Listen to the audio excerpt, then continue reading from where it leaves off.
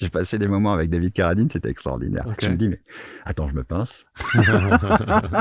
Je me pince. Aïe. Bon, non, je suis bien là. Moi, j'étais fan en plus d'une série à l'époque qui s'appelait Kung Fu. Bah, j'allais te demander si t'avais donné des cours de Kung Fu.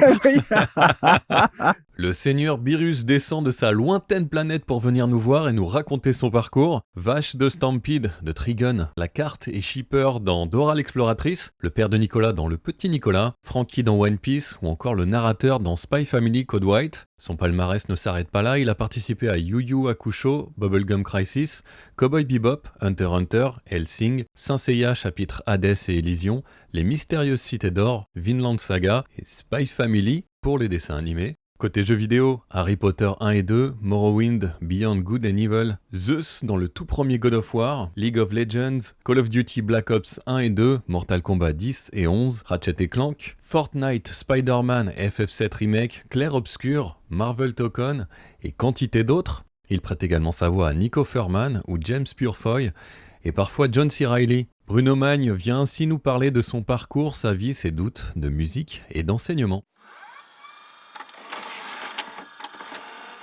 L'année dernière, qu'est-ce que tu regrettes de ne pas avoir assez fait et d'avoir trop fait? Ouais. Ouais. Waouh. Waouh. Je pose cette question parce que c'est généralement la même chose depuis les 10 dernières années, sauf qu'on s'en souvient pas forcément. C'est pour ça que je pose sur l'année dernière. Quelque chose que j'aurais trop fait, quelque chose que je n'aurais pas assez fait. Ouais.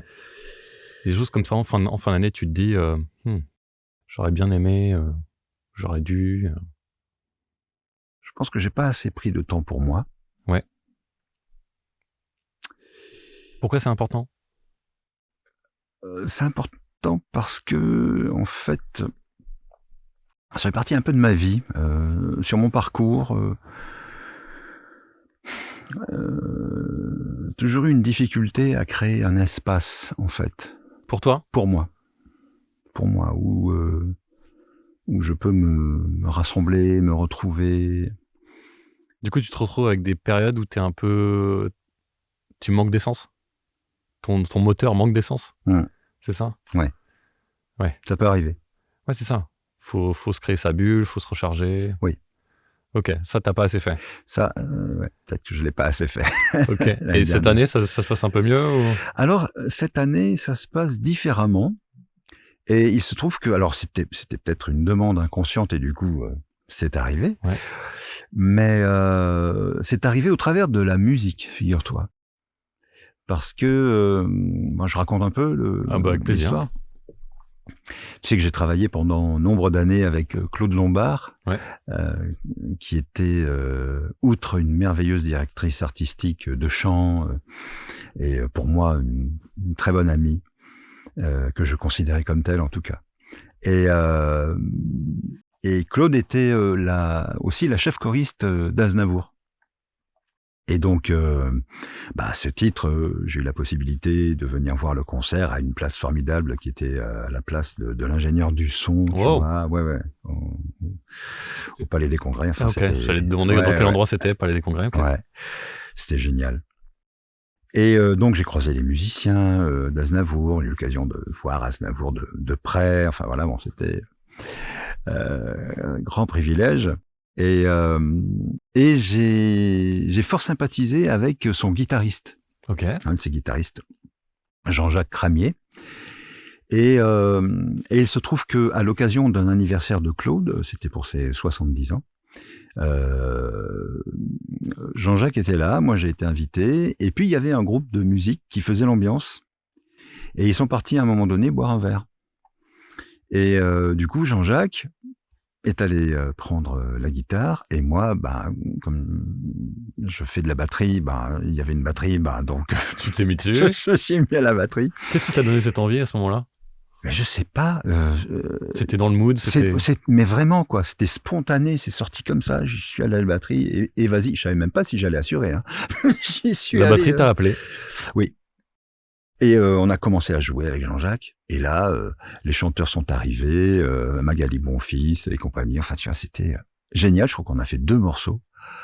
On s'est éclaté. Et avec Jean-Jacques, ça a été magique. Et puis bon, ben voilà, on s'est perdu de vue.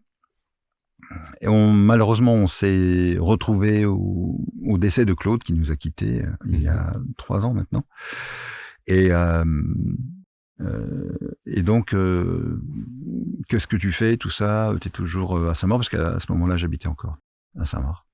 Et dans la conversation, on apprend qu'en fait, on habite à 2 kilomètres l'un de l'autre. Et donc, on se dit, bah voyons-nous. Bah oui. Voyons-nous. En hommage à Claude, on se fait un petit quelque chose. Puis voilà, chacun un planning de ministre. Bref, on se voit pas. Et en décembre dernier, donc en décembre 2025, Jean-Jacques m'appelle. Waouh, Jean-Jacques, quel bon vent t'amène, ça me fait super plaisir. Il me dit, écoute, voilà, j'ai un groupe depuis 2-3 ans, mon batteur s'en va parce qu'il déménage, est-ce que tu veux reprendre le flambeau? Ouais, trop bien. Oh, je dis, bah ouais. Ah ouais. T'as pas eu peur? J'ai pas réfléchi. C'est bien, c'est mieux? C'est mieux? J'ai pas réfléchi. Carrément bien. C'est fou. J'ai dit, ok. Faut pas réfléchir dans ces moments-là, faut pas. Et il me dit, écoute, voilà, on est en décembre, on va commencer à répéter mi-janvier. Ouais. On a un concert fin avril et on a 30 morceaux. Wow. Là, je fais, ok, pari tenu. Voilà. Donc, j'ai travaillé, mais comme un dingue. Ça s'est passé comment? Écoute, ça s'est super bien passé. On a commencé à faire une première répétition, donc on répète chez moi, puisque ma batterie, voilà. Ok. Et là, ça évite de la bouger, etc. Donc, voilà, on s'est mis à répéter et on a fait une première répétition. On a mis 5 morceaux en place. Il t'avait envoyé ça en CD, en je sais pas Il quoi, m'a envoyé MP3. à la fois bien sûr les titres, mais il m'a envoyé ça, oui, en MP3 sur WhatsApp. Ouais. Pour que je puisse, tu vois, les travailler les uns à la suite des autres, pour pouvoir aller de l'un à l'autre. T'es quelle école, toi, quand tu reçois un morceau et qu'il faut que tu le décortiques, tu fais toute la tablature, tu fais comment? Tu fais tes petits... Comment tu... J'écoute. T'écoutes? Tu fais à l'oreille? Tu fais tout à l'oreille? Je fais tout à l'oreille. J'écoute. Alors évidemment, je peux lire un peu les partitions de batterie.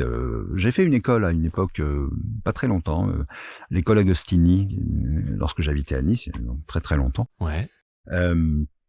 Où j'avais commencé à apprendre tout ce qui était les partitions de batterie, enfin le solfège, absolument, le solfège rythmique.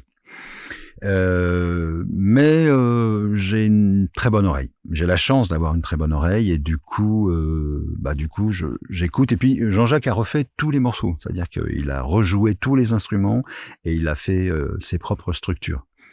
Donc voilà, j'écoute les originaux, mais en même temps, je me réfère aussi à la structure qu'il a construite. Et donc voilà, donc j'écoute énormément sa structure. Et une fois que j'ai bien repéré les endroits, les breaks, les changements, etc., voilà, j'y vais, je commence tout doucement. Combien de temps tu travailles un morceau, tu dirais? Avant de pouvoir lui dire allez, je suis OK pour répéter, je suis chaud, Écoute, entre le moment où il m'a appelé et le moment où on a commencé, il s'est écoulé 3 semaines. Ouais. Mais t'avais 5 morceaux. Ouais. Okay. Donc c'est difficile de les différencier, de découper tant de jours pour un morceau. Ouais, j'ai calculé en fait parce qu'aujourd'hui j'en suis à 42 ou 43 parce qu'il m'a bien bourré la barquette après quand même. Ah, j'avoue, 43 c'est pas mal. Ouais. Okay. Merci Jean-Jacques. Merci. Et coucou Jean-Jacques. Et donc il m'a comment dire, j'ai calculé que ça faisait à peu près un morceau à intégrer tous les 3-4 jours. Wow. Ouais, c'est pas rien. Ouais. Physiquement en même temps, quoi. Tu vois, enfin, c'est. Surtout quand t'as ta vie à côté, t'as des gamins, tu machin. Mais le travail. Ouais, exactement. Ouais, les studios. Ouais, c'est pas rien. Ouais. Bah, des fois, je bosse la nuit. C'est-à-dire qu'une fois que tout le monde est couché, je descends, je vais au sous-sol et je bosse jusqu'à 2h du matin. Et la batterie la nuit, ça se passe comment? Ben, j'ai une batterie électronique. Ok. Donc, le gros avantage, c'est que je travaille au casque et voilà, j'embête personne. Donc voilà, c'est comme ça que je bosse et voilà que j'ai repris et c'est vrai que tu vois mais j'avais pas vu la densité en fait, j'avais pas mesuré Parce que à la deuxième répétition, je me rappelle, donc on venait de mettre 5 morceaux supplémentaires en place, après la deuxième. Le lendemain, j'ai voulu descendre pour aller continuer de travailler tout seul. Et j'ai ouvert la porte, et là, mon corps a fait « non ». Donc j'ai refermé la porte. Il a fait le loup, ton corps. Ah ouais, c'était... Et j'ai pas touché la batterie pendant une semaine. Ah ouais. Impossible. J'avais des tensions partout, effectivement, parce que j'étais dans la tension. Trouver aussi la relâche, parce qu'il fallait que je retrouve, si tu veux, la relâche dans le jeu. Bah ouais. Tu vois. Donc, faut être complètement relax en principe quand t'es batteur pour trouver le flow. Tu connais? Alors, j'aime beaucoup une chaîne sur YouTube qui s'appelle Drumeo, que je recommande chaudement. C'est des gens qui sont des Canadiens. Et qui font venir les meilleurs batteurs du monde et qui leur font écouter un morceau de musique qu'ils n'ont jamais écouté, jamais entendu, et qui leur font jouer leur partoche à eux comme ça sur le moment. Et les mecs, c'est plus que des pointures à ce niveau-là. Et ils écoutent, je sais pas, un morceau de The Who, un morceau qu'ils n'ont jamais entendu. Et ils doivent improviser leur partition. Et à chaque fois, c'est bluffant. Ah, ils sont très forts. Il y en a qui sont balèzes. Hein. Ouais, il y a plus qu'il y en a. C'est quasiment tous. Hein. Ils ont un niveau incroyable. Mais bref, du coup, c'est hyper séduisant, hyper entraînant. Et de toute façon, hein, les gens passionnés sont passionnants, d'une part. Et puis ouais, la batterie, c'est vrai que le batteur, c'est toujours le gars qui est au fond, qu'on voit pas trop.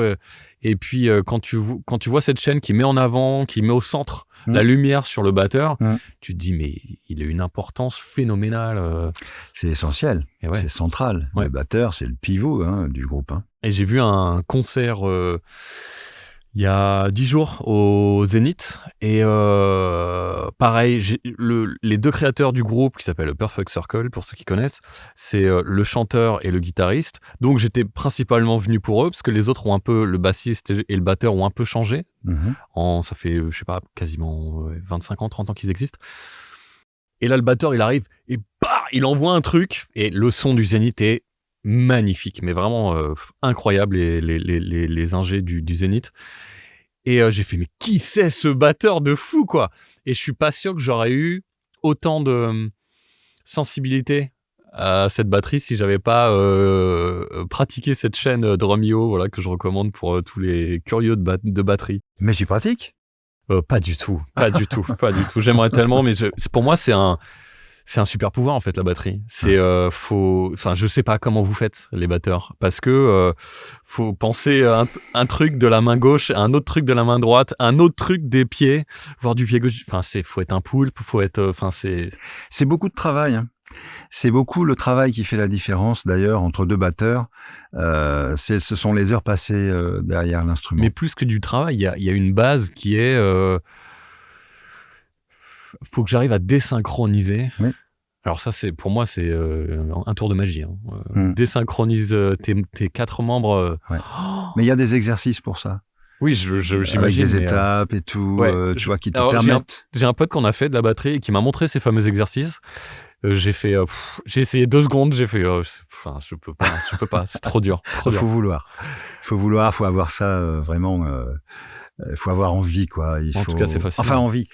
Tu peux avoir envie, mais il faut être opiniâtre. Il faut s'accrocher. Moi, des fois, j'ai failli dire, allez. Balancer les baguettes. Oh là là, ouais. Et puis tu passes par des phases, justement, ces histoires de désynchronisation. C'est pour ça qu'il faut commencer très tôt, en fait, parce que le cerveau est souple et malléable et il peut enregistrer énormément d'informations.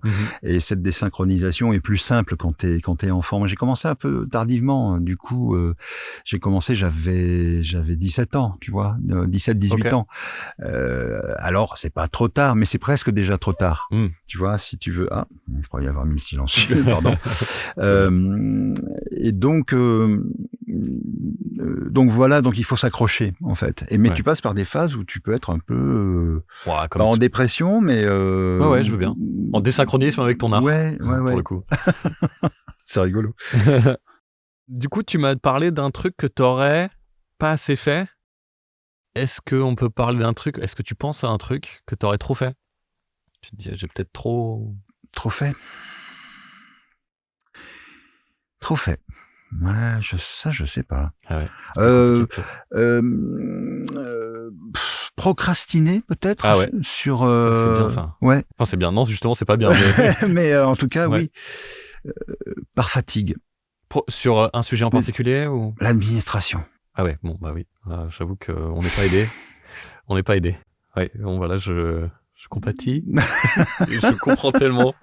Bah oui, forcément, comment se motiver pour des choses un Oh peu là comme ça. là. Bon, il y en a, c'est leur truc, hein, mais top respect. Bon, Ouais. très bien. Bon, donc on a parlé de musique, évidemment. On n'est pas là que pour parler. Fatigue. Que de ça. T'es un artiste assez complet. Il manquerait peut-être que la danse pour parfaire ton blason, finalement. Tu vas me dire que t'en as fait? Oh merde.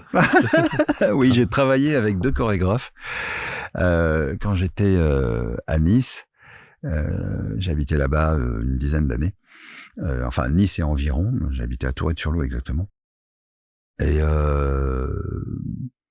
j'ai bossé avec 2 chorégraphes, Patrick Tridon et Bruno Jacquin, qui est un formidable Et ça t'a emmené sur des chorégraphe. Et donc, j'ai fait plusieurs des spectacles. voix. Ah ouais, t'as fait des spectacles. J'ai fait des carrément. spectacles, oui. En fait, j'ai passé une audition. Ben, ça m'intéressait, en fait, de comprendre un autre langage, d'essayer de m'adapter à une autre manière de parler, une autre manière d'être, une autre manière d'aborder la scène De te aussi. mouvoir, ouais. Et ça m'a apporté beaucoup de choses à ce niveau-là, parce qu'en fait, au théâtre, en tout cas à cette époque, il y avait un côté frontal, je dirais, les fameux 180 degrés, tu vois, le côté frontal du théâtre. Et la danse m'a apporté cette possibilité de me mouvoir sur la scène à 360 degrés sans me poser la question de savoir s'il faut que je sois face au public ou pas quand je suis sur la scène. Et ça m'a apporté cette liberté, même si je continue à respecter quand même un peu le cadre du théâtre. Mais voilà, ça m'a permis de sortir d'un carcan. Et ouais, j'ai fait plusieurs spectacles qu'on a tournés pas mal et tout. Et j'avais passé une audition avec un partenaire. On se connaissait pas, on nous a mis ensemble et on a tout déchiré. En fait, on avait une improvisation à faire en danse. Ouais. Et on faisait ce qu'on voulait, si on avait envie de jouer, d'échanger quelque chose, etc. Enfin bref, on a fait une impro, une espèce de grâce, tu vois. T'es prêt pour Broadway, t'es un vrai artiste complet, alors. Bah, c'est-à-dire que oui, j'aurais pu le faire, j'aurais pu faire de la comédie musicale. Ouais. Mais quand je suis arrivé à Paris et que j'ai eu la possibilité de rencontrer un agent qui m'a dit alors qu'est-ce que vous savez faire, j'ai dit bah je sais faire ça, je fais de la musique, je fais de la danse et je suis comédien. Il m'a dit non attendez. C'est trop large. Attendez. Le spectre est trop large. Qu'est-ce que vous savez faire de bien? Ok. Donc là j'ai su que déjà il y avait un petit problème quelque part. J'ai pas insisté, hein, je suis parti. Ouais. Mais voilà, oui, je pouvais faire ça. Je pouvais, en arrivant, s'il y avait eu les structures, à l'époque, il n'y avait pas du tout les structures qu'il y a aujourd'hui. Il n'y avait pas d'école de comédie musicale comme il y a aujourd'hui, et c'est tant mieux. Mais ça, oui, je l'ai regretté, je l'ai fort regretté, oui, parce que j'aurais pu tout de suite m'engager dans ce genre de spectacle à l'époque. Ça t'a manqué alors? Ah oui, je pense que il y avait un manque d'ouverture. Moi, j'aurais franchement, ce serait à refaire. Je tenterais ma chance aux États-Unis. Ah ouais, bah tu vois, je parlais de Broadway. Oui. Bah les artistes complets, en général, c'est là où ils excellent, où ils brillent. Et puis il y a, ok. Et aux États-Unis, la culture est plus ok avec le terme d'artiste complet. Oui. En France, effectivement, les petites cases, machin. Oui. T'es soit comédien, soit machin. Est-ce que la danse, c'était pas le trait d'union parfait entre la musique et jouer à la comédie? C'était super. Moi, je faisais des bars avec les danseurs, quoi. Alors, j'avais mal, hein. Mais je faisais même des barres au sol, des trucs, voilà. Et on allait s'entraîner aussi dans un endroit à Antibes, parce que c'était dans le sud. Ouais. À Antibes, il y avait des gens qui, les entraîneurs qui étaient là, entraînaient les futurs champions français, en fait. Et les gymnastes passaient par Antibes. pour se perfectionner, machin, etc. Et je me rappelle d'une réflexion que l'entraîneur a fait, qui nous entraînait. Il a dit, mais parce qu'il nous faisait faire des flip-flaps, des machins. Moi, j'ai appris à faire des flip-flaps à 25 ans. Enfin, tu vois, des trucs. Ok, je te viens de croire. Je te les laisse, les flip-flops, parce que je ne pourrais pas c'est faire. un saut arrière, Ouais, ok. ça, enfin bon. D'accord. Ou avant, enfin. Et il disait, ça, j'ai jamais vu des gens avec une niaque pareille. Enfin, c'était... voilà, non, on y allait, quoi. Enfin, moi, j'étais un peu ouf, quoi. Enfin, j'avais envie de... Voilà. Enfin, j'avais une énergie qu'il fallait que je dépense. Qu'est-ce qui te drivait quand t'étais gamin? Parce que justement, t'as ce côté multitâche. J'aime jouer la comédie, j'aime la musique, j'aime danser, j'aime me mouvoir, j'aime être sur scène. Qu'est-ce qui est le moteur? Ouais, le truc principal en tout cas. Parce que tu peux, à mon avis, tu as plusieurs moteurs dans ton hors-bord, mais quel est le principal, tu dirais? Qu'est-ce qui t'appelait plus qu'autre chose? En fait, au départ, tu sais, c'est très curieux, hein, la vie, que je remercie. Vraiment. Au départ, en fait, je voulais être batteur professionnel. Ok. Qui est rigolo. Bah ouais. C'est quand même très rigolo. Ouais. Et en fait, mon parcours m'a mis ailleurs. Et je remercie la vie vraiment de m'avoir mis là où j'ai été, là où j'ai fait mon chemin, mon parcours, etc. Et qu'en plus, là, je retrouve mes premiers amours. Mais c'était, mon moteur, c'était le rythme, c'était la musique, c'était quelque chose, c'est en moi, quoi. Je sais pas comment dire, mais voilà. Il y a une expression, une énergie. Comment t'as connu la musique? Ah bah alors, c'est très drôle. Je faisais un lycée technique en comptabilité. Ah ouais, donc pas du tout. Mais rien à voir. Ouais, écoute, tous les chemins. Bah, j'avais lâché un peu l'affaire en troisième. J'étais bon élève, mais je sais pas. Enfin, le contexte socio-culturel faisait que, effectivement, j'avais lâché l'affaire à la fin de la troisième. Donc, je voulais faire du dessin publicitaire à ce moment-là. J'adorais le dessin. J'étais bon en dessin. Je voulais faire donc du dessin publicitaire. Je ne sais pas pourquoi. Et comme je n'avais pas de résultats suffisamment. Moi, comme je te dis, j'avais un peu lâché l'affaire à la fin de la troisième. Du coup, ils prenaient vraiment les meilleurs dossiers, mais au niveau régional. Je n'ai pas fait partie de ces meilleurs dossiers, mais ils m'ont directement collé en comptabilité. Ah, ok. Sans me demander mon avis. Mais comme si c'était une espèce de le rebut de quelque chose, ou enfin... T'es puni, tu vas en compta. Exactement. J'ai halluciné. En plus, en maths, j'étais une bûche, j'étais une brêle. Incroyable. Mais... Oh là là. Oh mon Dieu. Ok, bah écoute. Et j'arrive donc dans ce lycée technique où je prends la comptabilité. Déjà, rien que la prof, tu fais, oh putain, non, ça va pas être possible. Et qu'est-ce que t'as fait? Et là, il y a deux gars qui sont dans la même classe que moi, qui sont plus âgés que moi parce tu sens qu'ils ont redoublé 47 fois. Ouais. Ok. Et ils parlent entre eux à la récré. Et je m'approche et tout, et je dis, vous parlez de quoi et tout? Ils me disent, on parle musique, on répète, tout ça, on a un groupe, on répète mercredi, etc. Tu veux venir? Viens voir. Ah ouais, ça s'est passé juste comme ça en fait. Comme ça. Je vais donc à cette répétition, en vélo. Ouais. Et je les vois jouer. Et je fais, putain, mais les mecs déjà, des tueurs, quoi. Ouais. Donc quoi, une fascination Ah mais Qu'est-ce qui s'est passé chez toi? Eh ben, qu'est-ce qui s'est passé? Le batteur, une fois qu'ils ont fini leur répète, il me dit, tu veux essayer? Ah wow. Il me donne les baguettes. Ok. Et moi, je passe derrière la batterie. Ah ouais, alors vas-y. Et là... Sans déconner. Tu te fous de ma gueule. Non. Et il me dit, t'en as déjà fait. J'ai dit non, jamais, c'est la première fois. Alors, il faut absolument que tu continues. D'accord. Mais qu'est-ce qui s'est passé? T'es possédé en fait. Il y a un esprit là-dedans. Qu'est-ce qui se passe? Il y a une réincarnation. Écoute, Je vais te raconter l'histoire. Je pense que ça vient de là. Ça pourra peut-être aider quelqu'un. C'est pour ça que je la raconte. Pas toujours facile à raconter ce genre de choses. Mais quand j'étais gamin, j'avais des tocs. Ok.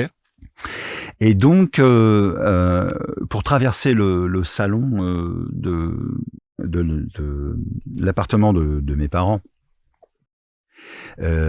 qui donnait ensuite sur ma chambre, il me fallait une demi-heure. Oh là. Et donc, je comptais. C'est-à-dire, tu sais, comme les gens qui ont des tocs, en fait, comptent 1, 2, 3, 4... Il y a une espèce de rituel. 1, 2, 3, 4, 5, 6, déjà, 7. Ok. Une évidence avec la batterie, parce qu'il faut compter. Eh bien, c'est exactement ce qui s'est passé. C'est-à-dire que quand je suis passé derrière la batterie, tout s'est déplacé. Terminé les tocs. Qu'est-ce qui s'est passé derrière la batterie? Je compte. Ah, mais c'est génial. Ouais. En tout cas, pour moi, ça s'est passé comme ça. Comme quoi, un mal d'un jour est un bien du lendemain, en fait. Enfin... Un mal pour un bien, ouais. Ouais, ça m'a... Et je l'ai pas vu tout de suite, hein.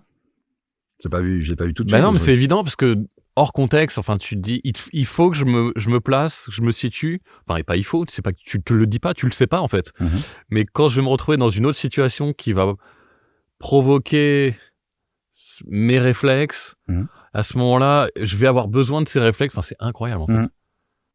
Ça s'est déplacé. Plouf. C'est carrément bien. Ouais. Et effectivement, ça peut donner pas mal d'espoir à... Ah ouais, tout à fait, si ça peut aider quelqu'un. Enfin, moi, ça a sauvé une partie de ma vie, je pense. Ah ouais, c'est pas rien. Ok. Ouais. Super, ça. Hein. Ouais.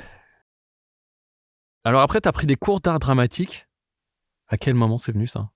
Alors, c'est venu au moment où j'ai quitté la région bordelaise, parce que j'habitais Bordeaux, enfin aux à côté environs. d'Antibes, donc, à Bordeaux.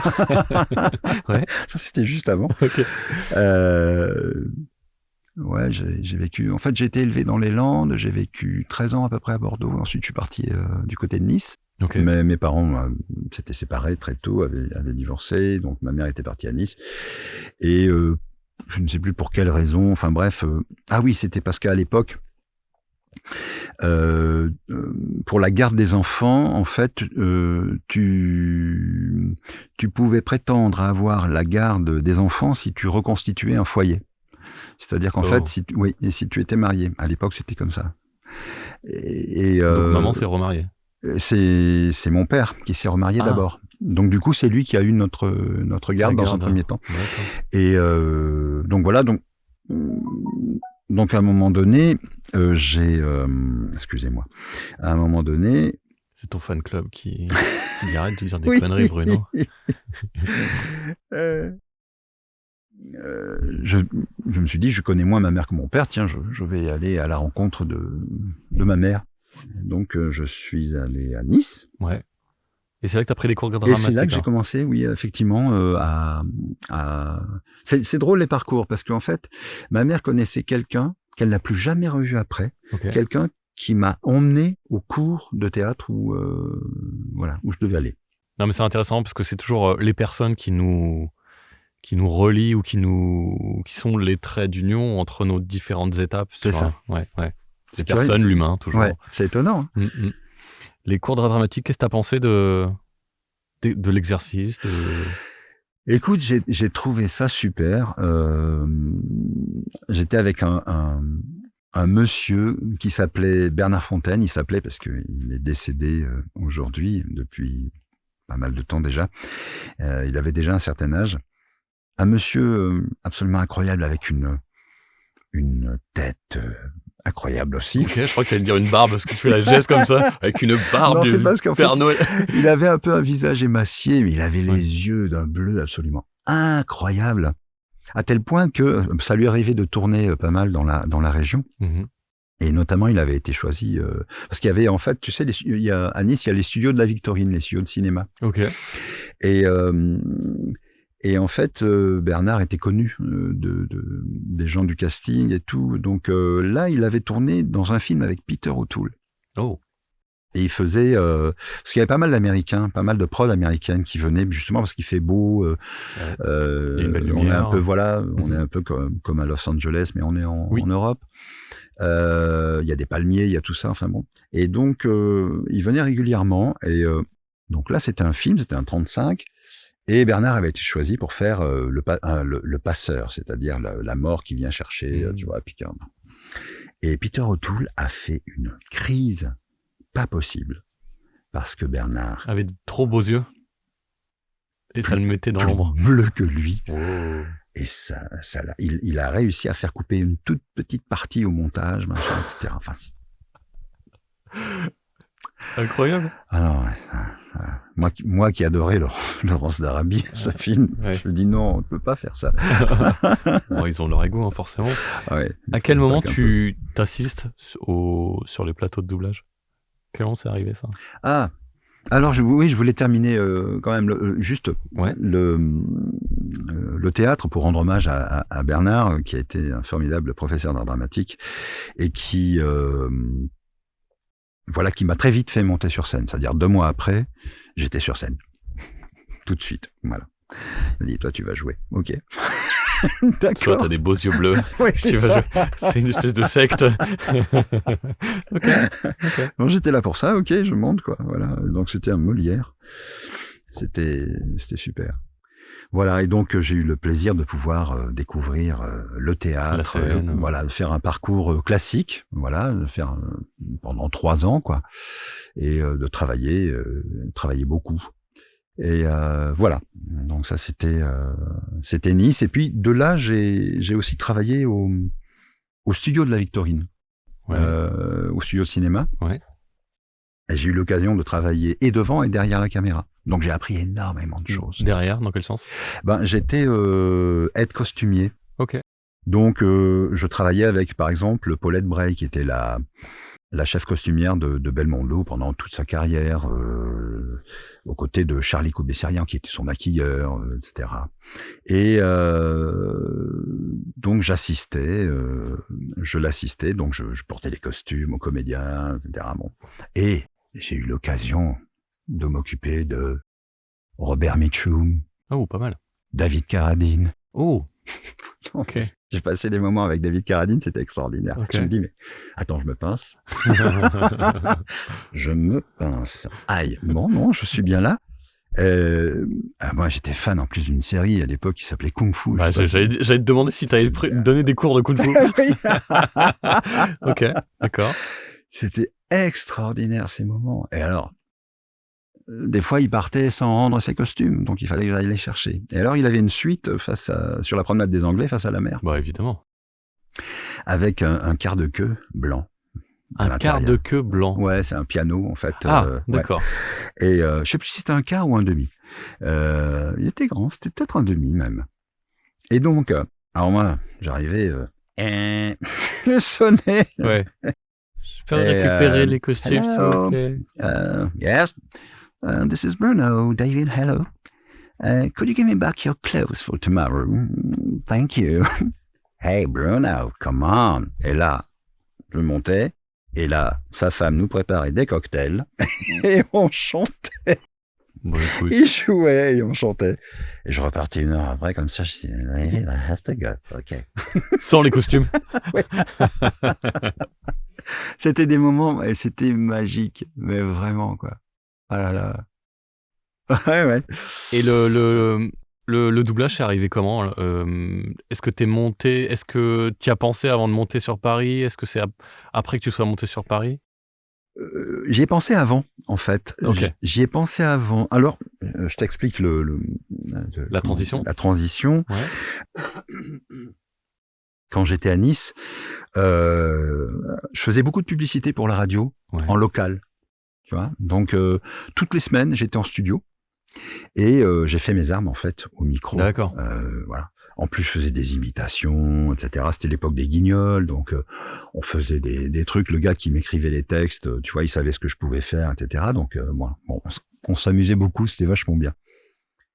Et voilà qu'on me mène vers un monsieur qui fait du documentaire, qui fait du film institutionnel.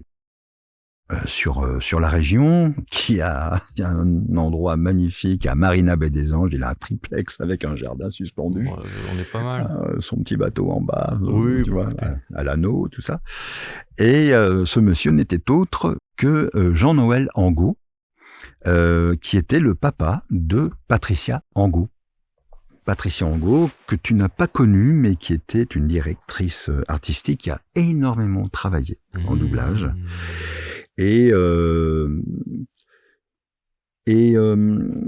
Comme je montais à Paris pour jouer une pièce de théâtre dans un théâtre du 13e arrondissement qui s'appelle le Mandapa, j'avais connu les propriétaires de ce théâtre à une époque, et donc avec ma femme avec qui j'étais à l'époque, qui était comédienne aussi, on avait monté un spectacle et ils nous ont proposé de venir le jouer à Paris.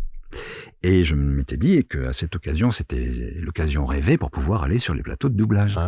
Et il se trouve que ce monsieur, donc Jean-Noël Angot, le papa de Patricia, me dit, bah écoute, je lui en parle, et je lui dis, oh, j'aimerais bien à cette occasion aller sur les plateaux de doublage, voir comment ça se passe, etc. Et il me dit, écoute, je vais te donner le numéro de ma fille, je crois qu'elle travaille dans ce truc-là, elle travaille pour une boîte qui s'appelle Dubbing quelque chose.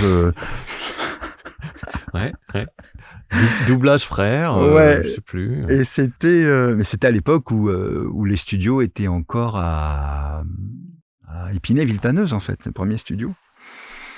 Et c'est d'ailleurs là que j'ai atterri pour la première fois.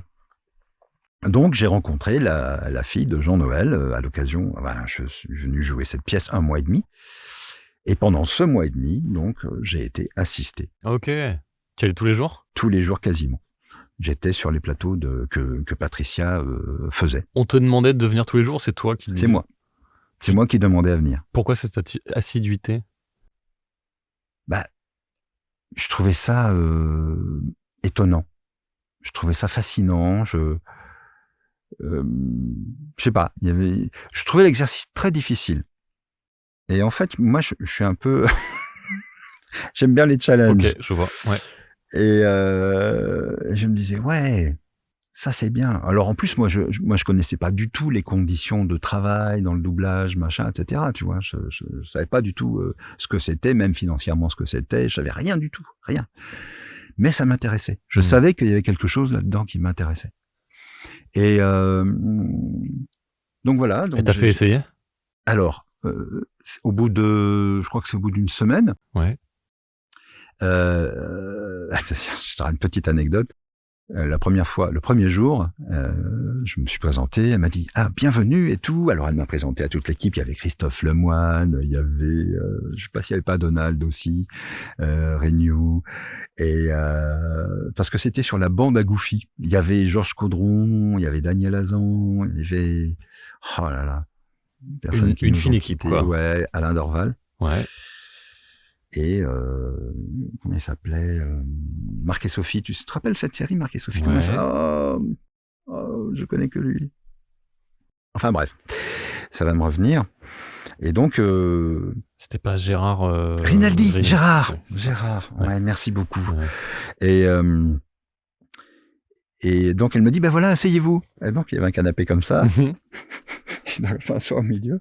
Et je me dis mais je connais cette tête. Ah oui, je connais. Et tout d'un coup, j'entends parler à côté de moi. Je me dis, putain, je connais cette voix. Et au bout d'un moment, je fais, oh putain. T'as reconnu Marc et Sophie? Non, mais j'ai reconnu Rambo. Ah oui, bah oui. Et voilà. Et Marc et Sophie qui étaient à ma gauche. Et Dorval était à ma droite. Et donc, j'étais comme ça, quoi. J'ai flippé ma race, mais d'une force. C'était, waouh, ça, c'était le premier jour. Donc voilà. Et après quelques temps, Patricia me dit bah tiens tu vas essayer, il y a pas grand chose à dire, il y a juste oui merci voilà. Et j'étais à la barre avec Georges Caudron. Ok. Et donc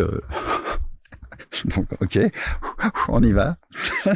Bah ouais, ça défile, ça arrive. Ça défile et j'avais il y a rien qui sort. Ah t'as pas vu? Rien. Et j'entends Bruno, ça va? Ouais. T'es avec nous? Je dis et là Georges a été magnifique, il était génial. Il a dit Patricia, j'aimerais bien la revoir parce qu'il y a un truc que j'ai pas pigé sur la boucle. Le malin. Ouais. Trop bien. Il a été super gentil. Il m'a dit attends, je te ferai signe, machin, etc. Tu vas voir ça. Voilà. Et la deuxième fois, c'est sorti. Trop bien. Je remercie encore mon Giorgio d'amour. Ouais. Et donc après, les rôles arrivent, les rôles s'enchaînent. Alors non. Ok, bon, au revoir. Ok, après je suis rentré chez moi, j'ai fait une bouillabaisse. Ouais. Pas du tout. Il y a eu un creux. C'est pas qu'il y a eu un creux, c'est que il y a eu des concours de circonstances.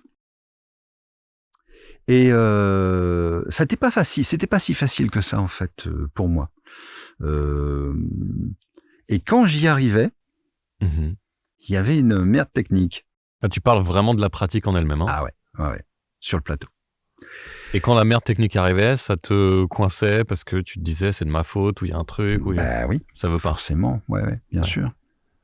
Et en réalité, surtout une fois où j'avais un joli rôle qui m'avait été confié, donc par Patricia. J'étais tout seul à la barre, donc elle m'avait mis tout seul pour que je sois peinard, tu vois. Bon. On avait 2 heures devant nous pour le faire. Et là, je suis tombé sur, malheureusement, l'ingénieur du son qui... Quoi ? Voilà, qui cherche pas et qui se dit pas que ça vient de lui. Ok. Donc, moi, j'étais là, je jouais. Ouais. Il me dit, non, mais on n'entend rien, il fallait plus fort, quoi, tu vois. Donc, je hurlais sur une scène où le mec, il parlait juste comme ça, tu vois. Et au bout d'un moment, voilà, donc Patricia s'énervait un petit peu parce qu'elle, elle avait confiance en moi et là, ça n'allait pas, quoi. Et moi, j'étais là, je me dis, mais qu'est-ce qui se passe? Comment c'est possible? Forcément, donc t'avais pas l'assise pour dire, prends-moi un peu plus fort ou... Non. Ouais. Du coup, je termine pas tout à fait mon rôle. Ah. On attend que l'équipe de l'après-midi arrive. Ouais. Pour te dire, c'était sur Baywatch, en fait. Ah ouais, ok. Alerte à Malibu. Alerte à Malibu. Donc, l'équipe d'Alerte arrive et commence la séance d'après-midi, 14h30. Et l'équipe y va, voit la boucle avant de la faire, etc. Ils étaient 3-4 au micro. Ils y vont. Et l'ingé son fait mais on vous entend pas, là. Hein. Ah ouais. Faut y aller, là. OK. Donc, ils y vont. Ouais. Ouais, ils font OK, on y va. Peut-être qu'on n'est pas dedans. On vous entend pas. Hein? Le mec, depuis le matin, il se dit pas que ça peut venir, tu vois. Ok. Ouais, c'est intéressant. Et là, ils refont une 3e fois, il dit la même chose, et là, ils disent non, mais attends, il y a un problème, parce que là, nous, on hurle, donc ça va pas. Voilà, on a l'habitude quand même de cette série, ça fait des années qu'on l'a fait, on sait ce qu'on fait. Et enfin, le gars, il daigne venir au micro, et il s'aperçoit qu'il y avait un coupe-bas ou quelque chose comme ça. Okay, ouais. Enfin, c'était à moins je sais pas combien de dB, ce qui fait que tu fais il y a rien qui sort, il y a rien qui sort de l'autre côté en tout cas. Oh merde, excusez-moi, voilà. Et donc, si tu veux, le problème de ça, c'est que malgré tout, tu restes sur une impression. Et évidemment que la directrice artistique, même si elle m'aimait beaucoup, etc., si elle m'a beaucoup soutenu et aidé, elle est restée un peu aussi sur une impression un peu comme ça. C'était dans la difficulté, dans la... Ouais. Et donc, il faut laisser passer du temps. Tu vois, voilà. Heureusement, j'avais d'autres directeurs artistiques que je connaissais, mais je sais pas, c'était pas si fluide que ça, c'était bon. Et j'étais et puis je faisais les allers-retours aussi j'étais pas encore installé vraiment à Paris, je faisais les allers-retours entre Nice et Paris. Et à un moment donné, j'étais sur le point de lâcher l'affaire. Ah ouais, carrément. Ouais. T'as eu plusieurs expériences comme ça qui n'étaient pas très bien passées ou... Ouais. Il y avait vraiment des vents contraires. Je me disais, ouf, alors peut-être que, voilà, je vais arrêter de lutter, je vais pas taper aux portes qui s'ouvrent pas, je vais pas, tu vois, au bout d'un moment, ok, qu'est-ce que je sais faire, c'est quoi mon réel? J'ai toujours été en contact avec le réel. En ayant des envies, des espoirs, etc., mais toujours en contact du réel. Donc, qu'est-ce que je sais faire? Donc, je me rappelle une fois où j'étais à Nice et dans ma baignoire, j'adorais prendre des bains. Ce qui est tout à ton honneur. Ouais. Ah non, mais j'adore le bain parce que je trouve que c'est un endroit où on peut avoir de l'inspiration. Et en fait, je prenais toujours une planche avec de quoi écrire. de quoi téléphoner, de quoi manger et boire. Et un petit canard en mousse quand même pour qui flotte. Non, j'espère. non, Oh, bah non. merde. Non. Et voilà, et donc je me laissais comme ça porter par l'inspiration. J'écrivais pas mal à cette époque. Et puis j'adorais la poésie, j'écrivais des poèmes, des choses comme ça. Enfin bon, j'ai toujours fait ça. Et j'étais vraiment sur le point de lâcher l'affaire. Je disais, bon, qu'est-ce que je sais faire faire ça, je sais faire ça. Alors où, quand, comment bon, on va essayer des pistes, etc. Et je reçois un coup de téléphone de Radio France. J'avais laissé 9 mois avant un CV. Et on me dit, Bruno Magne, oui, bonjour, c'est Radio France, je vous appelle pour savoir si vous seriez disponible la semaine prochaine pour une dramatique. Voilà. Ok. Et là, je lui ai dit, écoute, j'ai pas mon agenda sous les... Je suis dans mon bain. j'ai pas mon agenda sous les yeux, ce qui était vrai. J'ai perdu mon canard. Je vous rappelle. Ok. Mais j'étais pas débordé par le boulot non plus. Hein. Ouais. Je lui ai dit, bon, je vous rappelle. Et là, je me dis, mais c'est quoi? Qu'est-ce que ça veut dire? Alors, j'ai pris ça pour un signe du destin. Et je me suis dit, ok, j'y vais. De toute façon, ça va me rembourser, ça va à peine me rembourser le voyage, le cachet, mais j'y vais quand même. Allez. Ah ouais, au moins pour l'expérience. Mais quoi. ouais, sûr. parce que j'avais pas fait Radio France encore, j'avais pas fait de dramatique, Alors j'avais juste déposé un CV. Eh ben, écoute, j'ai fait ma... C'était très sympa. Ouais. Ouais, très sympa. Ouais, C'était des petits rôles et ambiances, hein, tu vois, Ok, à d'accord. faire. Ça se fait plus trop, ça, mais c'était canon, ces petites histoires, Ouais, ces petits courts-métrages. oui, des dramatiques Ouais. radiophoniques, tu vois, c'était vachement bien. Puis on rencontrait les gens, enfin, tu vois, c'était aussi ça. Donc je fais, voilà. Je sors de là, je sors de Radio France et je me dis, ok. Et maintenant? Et maintenant, so what? Donc voilà, j'étais hébergé chez des amis, des amours, qui m'ont dit reste si tu as besoin de rester. On a une baignoire, t'inquiète pas. On a une planche aussi. Tout ce qu'il faut. Et ok, et je me dis ok, ben je vais retourner voir s'il y a des gens que je connais sur les plateaux et tout. Je vais voir s'il y a des directeurs artistiques que je connais. Et je vais, on va savoir pourquoi, je vais chez Lincoln. Ouais. Actuellement VF. Mm-hmm. C'était les frères Broussel qui tenaient à l'époque, Jean-Yves et Christian, je crois. Et là, avant de rentrer dans le studio, je vois une directrice artistique avec qui j'avais travaillé, qui me voit, qui me dit « Ah, Bruno, comment ça va ça, tu bois un verre ?»« Ouais, d'accord, ok. Je bois un café, très bien. » Et puis, elle me dit « T'es là en ce moment? Parce que j'aurai un truc pour toi, mais c'est la semaine prochaine. T'es là ?» Je lui dis « Ouais. » Ah ouais. Ouais. C'est une petite série, mais voilà, il y aurait un récurrent, serait bien et tout. Et voilà. Et de là. Bah, tu vois. Tac. Et pourquoi? Parce que tu t'es bougé, t'as été sur le... Tu vois? T'as pas attendu, bêtement. Non, j'aurais pas eu la même vie si je n'étais pas venu, si je n'avais pas fait cette... Tu vois voilà. Un petit geste comme quoi, et ça peut t'emmener loin. Oui. Ça peut même t'emmener à faire un personnage qui s'appelle Vache, dans une série qui s'appelle Trigun. Waouh, Vache de Stampede. Exactement. Ouais. Quel souvenir t'as de ça? Oh là là, c'était génial. C'était génial. On était avec Constantin, Thierry Casazian, qui était à la direction. Et je crois que c'était un des premiers gros mangas que je faisais, en fait.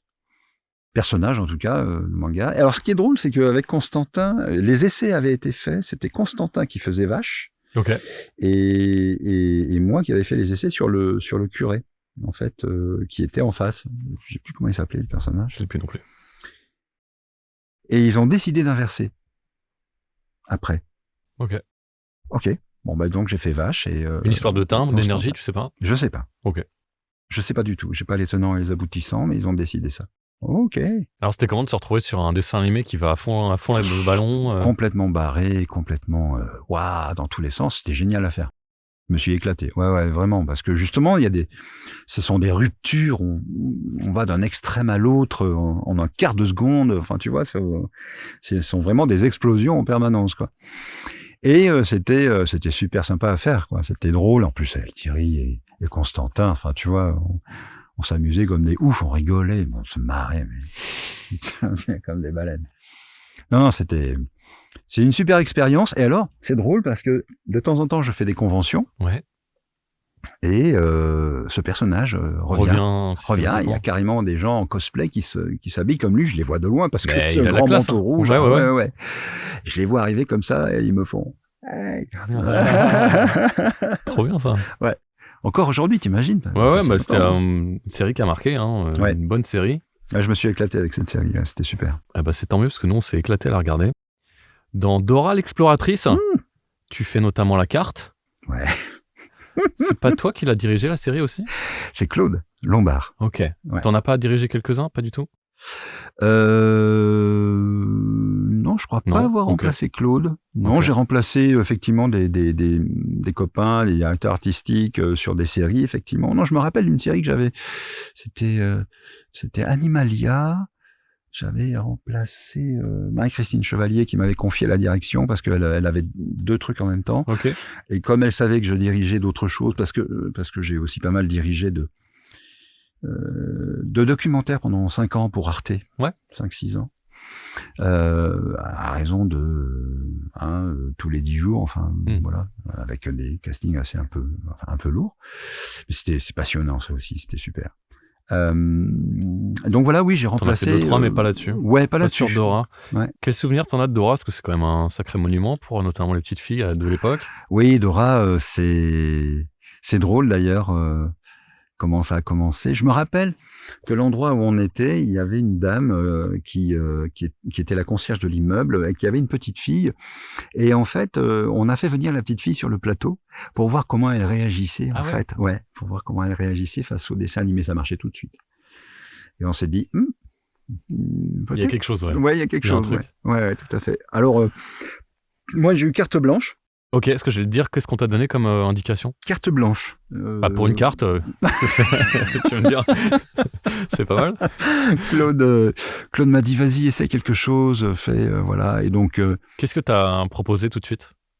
Ce que j'ai fait, c'est que je me suis pour Chipper le renard surtout, je me suis calé sur la musique anglaise. Et du coup. Comme il faisait oh man, du coup je me suis dit tiens, ça peut être très rigolo de faire le oh mince comme ça plutôt que de faire oh mince, tu vois. Je me suis dit, bien sûr. Oh mince, faire les tirer un peu, etc. Et ça marchait tout de suite, quoi. Ça a beaucoup plu et après il parlait comme ça, tu sais, il était toujours un peu, voilà. Et non, mais je me suis beaucoup amusé avec ce personnage. J'ai fait aussi toutes les chansons qu'on avait à faire, je les ai faites aussi avec Claude. J'ai appris beaucoup. En fait, c'est avec Claude. J'ai appris énormément sur le travail de chant en studio. Ouais, tu m'étonnes. C'était vraiment une école formidable, quoi. Vraiment, puis elle était d'une gentillesse. Voilà, rien que d'en parler, voilà. Je suis un peu... Voilà. C'est beau, c'est bien. On voit que voilà le contact que tu avais avec elle et puis ça fait plaisir de rendre hommage à ces grands noms à chaque fois. Et surtout ceux qui le méritent. Et c'est pas un effort. Ouais, non, mais je veux bien le croire. Et t'as d'autres moments qui te reviennent sur Dora? Oui, on s'amusait. Enfin, en fait, on s'amusait beaucoup avec Dolly Van Den, avec Lucille Boulanger. Voilà, c'est des amours. C'est Lucille qui est une formidable musicienne aussi, qui est une violiste. Elle joue de la viole de gambe et c'est une formidable musicienne. C'est quoi de la viole de gambe? Alors la viole de gambe, c'est un peu comme un violon mais pour les jambes. T'as les gambettes, t'as la gambe. Ouais. En fait, c'est un instrument un peu comme un violoncelle qu'on prend de la même manière, qui a un peu sa forme, etc. Mais je sais pas ce qui change. Tu le prends un peu comme une guitare, là. Tu le montes comme une guitare, c'est ça? Oui, mais en réalité, le pied, Ok, comme un violoncelle. Comme un violoncelle. Voilà, le pied se pose entre les jambes. Par terre. C'est un instrument qui date. Alors, je sais pas, je voudrais pas raconter de bêtises, hein, donc je connais pas la période exacte, mais il est assez ancien. Et la sonorité, c'est quoi? Plutôt aigu, plutôt grave par rapport au violoncelle? On est un Il y a une similitude quand même par rapport au violoncelle. Oui, mais ça, il y a quand même pas tout à fait le même son et je crois qu'il y a pas tout à fait non plus la même manière de l'aborder. D'accord. Mais il y a une parenté quand même. Oui, t'es oui, en train oui. de me dire, Oui, d'accord. oui, oui. Parce que Ouais, ouais, je oui. connais En tout pas. cas, physiquement, déjà, au Ouais. niveau de la forme, on est un peu dans les mêmes formes. Ok. Euh, mais je veux pas m'avancer, je veux pas aller plus avant parce que Ouais, je comprends. je vais raconter des bêtises et. Ah non, on n'est pas là pour raconter des bêtises, Voilà, attention. Voilà. j'en sais pas suffisamment, voilà. Ouais. Alors que je connaissais très bien Anne-Marie Lasla, qui était qui a été une des grandes violistes du groupe de musique de William Christie, Les Arts Florissants. Donc il jouait à l'Opéra Garnier pour des opéras, etc. J'ai connu Anne-Marie presque avant Lucille, et Anne-Marie a été la prof de Lucille en fait. Voilà. Mais ça je l'ai appris après. Bon, enfin bref. C'est très drôle. Ok.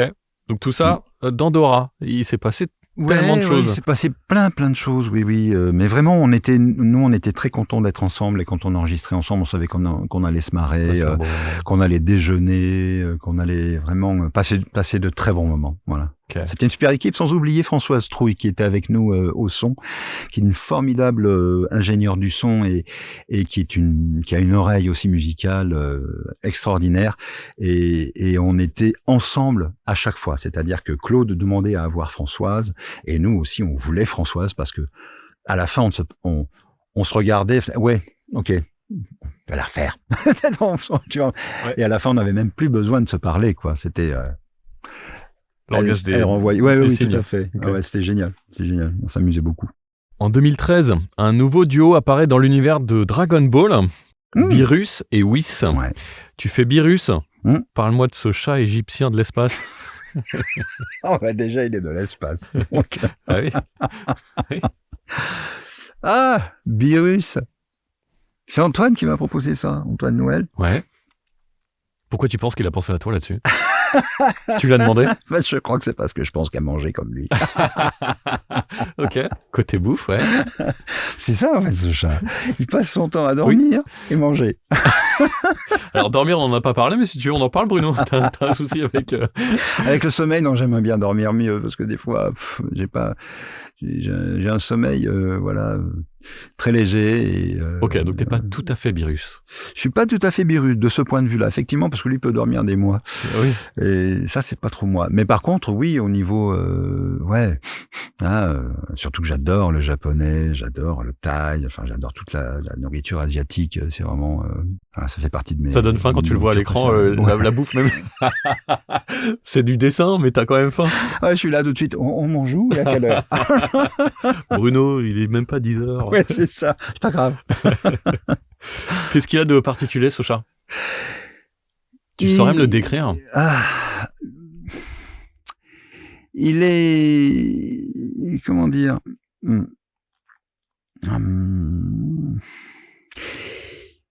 Il est particulier parce que il est colérique. C'est soudain, c'est surprenant, c'est inattendu. Des fois, c'est un peu pour des broutilles. Il est quand même psychologiquement. Oui, il est travaillé. Il est travaillé, oui, c'est ça quand même. Hein. Bon, c'est ça qui est drôle, j'imagine, pour toi. Oui, tout à fait. Ce qui était marrant à faire, c'était d'essayer de le remplir, surtout parce que on sait très bien, si tu veux, dans les mangas, que au niveau de l'animé. Des fois, t'as les bouches qui restent ouvertes, alors qu'en fait, les Japonais ont terminé. Voilà. Et nous, dans notre tradition, culturellement, si c'est ouvert, faut qu'on remplisse, quoi. Tu vois, il faut vraiment dire quelque chose. Voilà. Donc ça a été la chose peut-être la plus difficile, parce que souvent remplir les fours. Ouais, parce qu'il y va quand même. Il y va souvent. Ouais. Donc du coup, faut le tenir, quoi. Il faut le tenir, le machin. Puis des fois, il parle vite d'un coup. Il y a des mots, fait waouh, c'est un tunnel, tu vois. C'est comment je vais arriver à dire tout ça? Ok, bon. Et avec cette énergie, avec machin. Enfin, tu vois. Ça demande beaucoup de concentration, beaucoup d'énergie, beaucoup de concentration et d'habileté, je dirais. Parce Je veux que bien le croire. N'est pas Dieu de la destruction qui veut. euh, euh, oui, Eh oui. c'est vrai. Est-ce que C'est vrai qu'il est Dieu de la destruction. Bah, quand même. Est-ce qu'il y avait le client avec vous sur le plateau? Est-ce qu'il te demandait des choses particulières? Des fois, oui, des fois. Notamment, tu parlais des alors j'explique les fours pour ceux qui savent pas. Quand les personnages à l'image ont la bouche grande ouverte, tout simplement. Ouais. Donc, comme le disait Bruno, il n'y a pas forcément un son en original. Mais nous, quand on voit une bouche ouverte qui dit rien, ça fait étrange. Donc, on a plutôt l'habitude de faire. Or, s'il y a un client qui est japonais, donc avec sa culture à lui, qui nous voit faire, qui nous voit remplir, donc dire quelque chose, faire un son, ça peut être un onomatopée, une onomatopée. Oui. Ça peut le surprendre. Voilà, il peut te demander peut-être pourquoi tu as fait ça ou machin. Est-ce que ça a été le cas? Alors, ça n'a pas été le cas parce que nous avions le client, oui, la Toei, mais France. Ok. Voilà, on n'avait pas quelqu'un de l'équipe japonaise avec nous sur le plateau. Ils font confiance, d'une manière générale, ils font plutôt confiance. Ouais. ODA et à vous, à toute l'équipe. Ok. Ouais. Est-ce que tu as enregistré avec l'autre Bruno? Oui.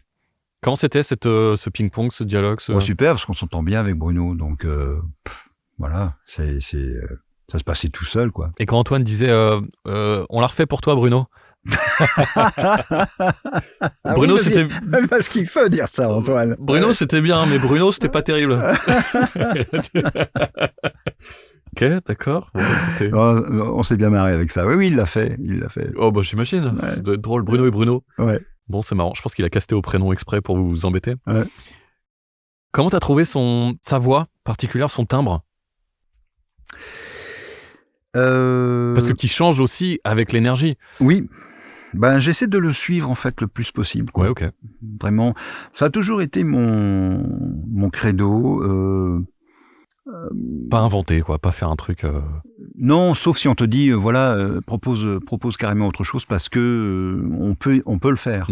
Mais sinon, j'essaie toujours d'être au plus proche. En tout cas, ça a déjà été pensé, ça a déjà été dessiné, animé, enregistré, etc. Donc pourquoi ça? Voilà, pour n'importe quel film, que ce soit du live action ou de l'animé, ou du dessin animé, enfin normal. J'essaie toujours d'être proche, le plus proche possible, en tout cas, de ce qui existe.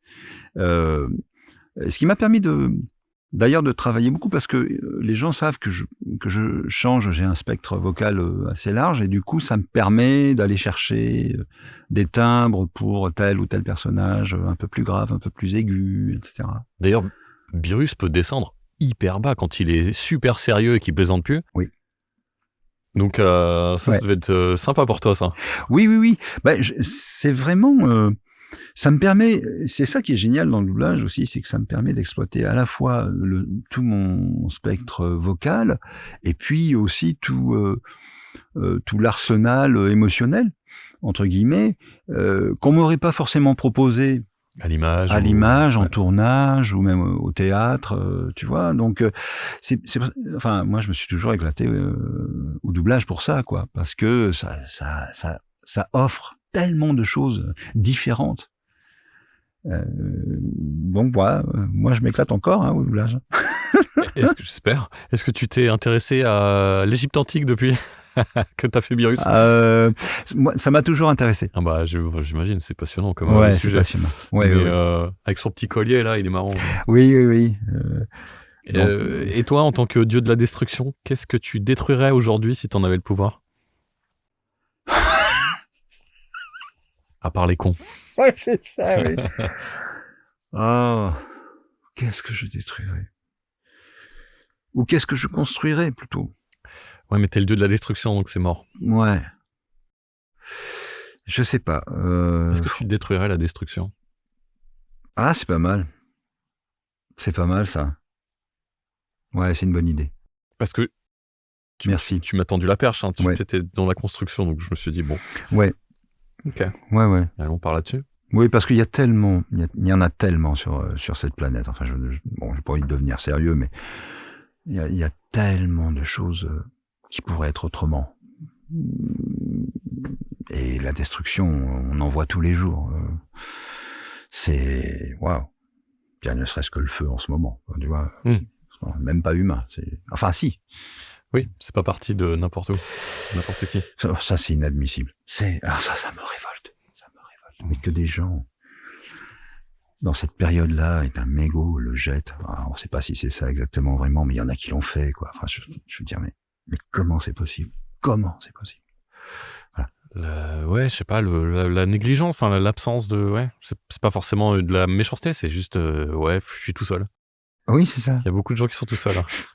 On est 8 milliards à être tout seul un peu, donc tu te dis, bon, à un moment donné, ça serait bien qu'on s'entende un peu quand même.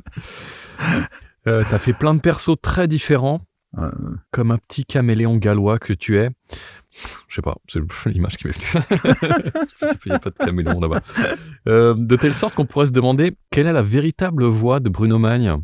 Est-ce que tu te poses cette question toi aussi parfois? Ça m'est arrivé. Ça m'est arrivé. Et des fois, ça m'arrive d'entendre ma voix et je me dis, c'est ma voix? C'est ça? Ah oui, t'arrives à te surprendre toi-même. Ouais, c'est ma... Ouais, ça me... Ah, parce que vraiment, tu changes à chaque rôle, quoi. Oui. Est-ce que c'est une obligation, enfin quelque chose qui vient de toi? Tu te dis, je me dois de Non. transformer ma voix? Non, à ce point-là. C'est une proposition. Vraiment, il n'y a pas...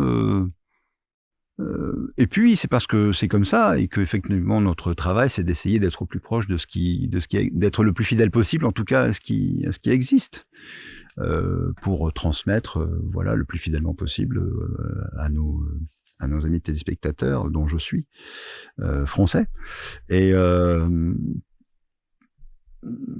n'y a pas de réflexion au-delà de ça. Ah non, il n'y a pas de... dire deux rôles identiques, enfin en tout cas vocalement, ça va m'emmerder ou j'ai envie de me renouveler systématiquement. Ok.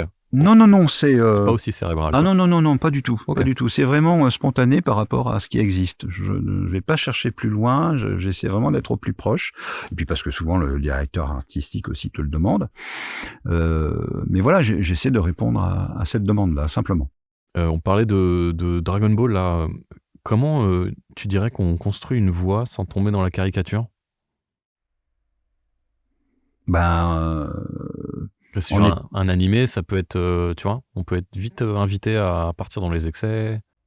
Oui, encore une fois, si on reste accroché à ce qui existe, c'est safe. Et que et qu'on le fait sincèrement, ouais, émotionnellement, qu'on essaie d'être aussi émotionnellement au plus proche de ce qui existe. Il n'y a pas trop de risques, selon toi? Non, je pense pas. Ou alors c'est qu'on veut imposer quelque chose, et on veut absolument faire passer quelque chose de soi. Moi, je pense que ça t'est jamais arrivé façon... d'avoir un truc à te dire, tu te dis à ce moment-là, j'aimerais bien faire passer un message, une idée. Non, je suis pas là pour ça. Sinon, je fais autre chose. Sinon, je fais un autre métier. Sinon, je fais philosophe, tu vois, philosophe de télé, hein, bien sûr. Voilà, où je fais politicien. J'aurais peut-être mieux fait, d'ailleurs. Mais... je sais pas, on sait jamais. Il est jamais trop tard, Bruno. Non. J'ai pas de revendication particulière là. Voilà. Peut-être qu'à une époque, j'ai eu des... Ton époque, mai 68, il y en a marre. Non, j'étais pas là encore. Je dis une période de ta vie à toi. Oui, tout à fait. Non, mais si, j'ai eu, comme tout le monde, je pense, une période révoltée. J'ai dû être aussi chiant comme la pluie à un moment donné, où, tu vois, à vouloir faire du prosélytisme pour, j'en sais rien, moi, une thérapie, un machin, un truc, tu vois, tiens, j'ai une adresse, un téléphone, tu veux pas aller voir tu vois, quand tu veux sauver le monde, hein, tu vois, j'ai eu une époque christique. Oui, écoutez. Tu vois, tu te dis, je vais sauver le monde. Tu faisais du porte-à-porte et c'est ça. Je proposais mes services. Je disais, non, mais arrête tes conneries. Tu vois, il ouais. faut arrêter maintenant. Parce que de toute façon, tu peux pas changer les gens et tu peux les changer que s'ils veulent déjà, si eux, ils veulent changer. Sinon, non, laisse tomber parce que tu te heurtes à des choses. Et si tu prends une baigne, c'est bien normal, quoi. Tu vois, si tu prends un retour qui te dit, mais mêle-toi de tes affaires. Oui, bien sûr, j'y vais. À part le connard qui a acheté son mégot, ça, je pense que je me garde le droit de lui dire c'est pas bien, monsieur. Oui. Quand même. Y a-t-il un moment où tu as complètement changé ta façon de voir le métier? Une bonne question. Tu as eu un faux départ, on va dire? Je sais pas si j'ai eu un faux départ. J'ai eu un départ difficile, je trouve. Mmh. En revanche, Mmh. ça n'a pas été si simple que ça. Euh, non, c'est une question. Tu penses que tu as pas trop évolué, de ta vision du métier? Bah, euh, sur le métier lui-même, non. Sur l'environnement du métier, oui. Oui, c'est l'environnement en fait. Qu'est-ce que tu appelles l'environnement? La population qui fait ce métier. Ouais. Et alors en quoi ça a évolué alors? Est-ce que c'était plutôt positif vers du négatif ou est-ce que c'était l'inverse ou? Je sais pas, ça change, c'est différent. OK. C'est différent, on n'a pas la même manière peut-être d'aborder le travail. Tu dis «on». Bah, je m'inclus dans l'ensemble des comédiens, comédiennes en fait. D'accord, tu parles du corps des comédiens. Des comédiens, oui, tout à fait, et des directeurs artistiques. Non, je pense que le travail effectivement a évolué, a changé. Hum, Pour ma part, je sentais que voilà, le temps était nécessaire, que le temps apporte des choses, etc. Et je trouve qu'aujourd'hui, il faut. J'ai l'impression que les comédiens qui arrivent d'abord n'ont pas tous fait déjà du théâtre, n'ont pas forcément fait un parcours de comédien, ont fait un stage et puis viennent pour essayer de faire ce qui est tout à fait louable, hein, chacun, tu vois. Et des fois, ils se retrouvent un petit peu comme ça, un peu le bec dans l'eau, en se disant mais je comprends pas, j'ai fait ça, machin, etc. Oui, mais déjà il faut du temps, et puis il faut être comédien aussi, et puis On te le demande dans les conventions?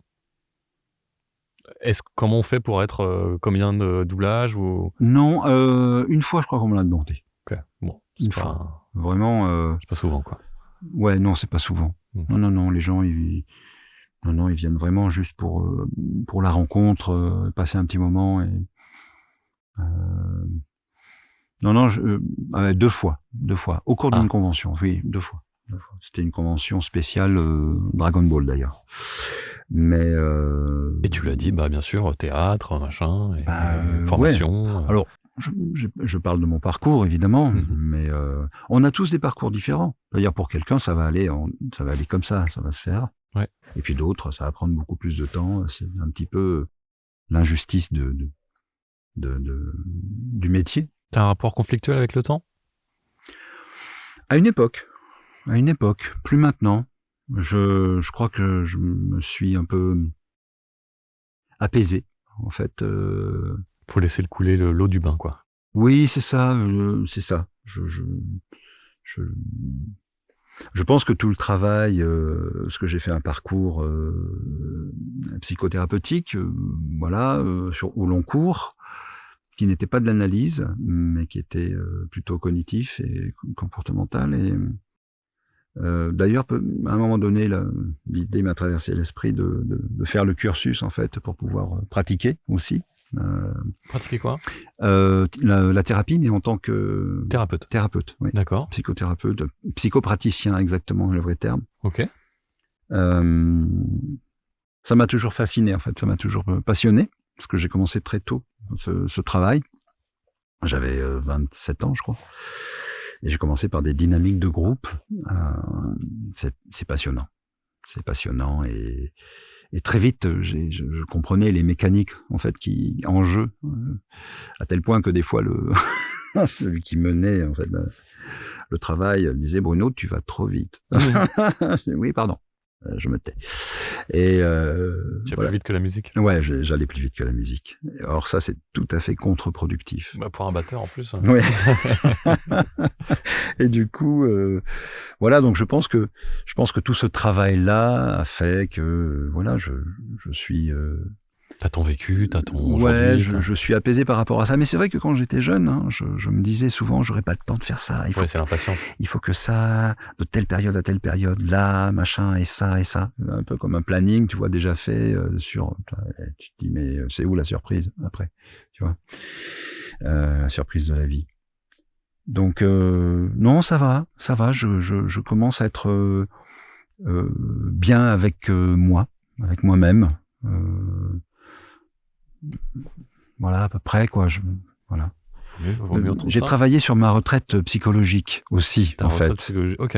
Tu vois, pour pouvoir vivre mes dernières années, en tout cas mes dernières décennies, Plus sereinement. plus sereinement, oui. Ouais. Ah, je préfère ma vie d'aujourd'hui que celle lorsque j'avais 20 ans, quoi. Allez. C'est sûr. Ça, Ouais. ça c'est une bonne. Alors c'est pas une leçon, c'est une bonne idée en tout cas pour les gens qui savent pas trop où aller, ce que faire et se dire qu'est-ce que je Ce vais que j'ai faire. fait, c'est que je me suis dit, j'aimerais pas partir sans savoir qui je suis. Mhm. Ouais, je comprends.